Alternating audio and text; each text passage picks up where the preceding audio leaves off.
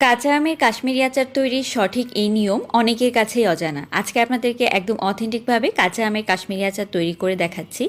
এইভাবে তৈরি করলে একদম পারফেক্টভাবে আচার কিন্তু আপনারা ঘরে বসেই তৈরি করে নিতে পারবেন। এর জন্য লাগছে কাঁচা আম।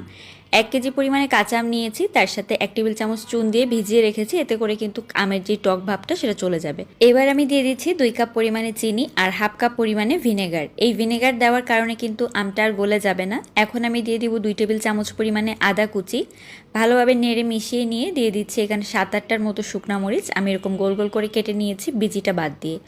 তো খুব ভালো করে এটাকে মিশিয়ে নিতে হবে। তো এটা রান্না হয়ে গিয়েছে, মানে সেদ্ধ হয়ে গিয়েছে, এটাকে এখন ওভারনাইট রেখে দিতে হবে। তো এইরকম করেই কিন্তু এই আচারটা তৈরি করলে আচারটা একদম গোটা গোটা থাকবে।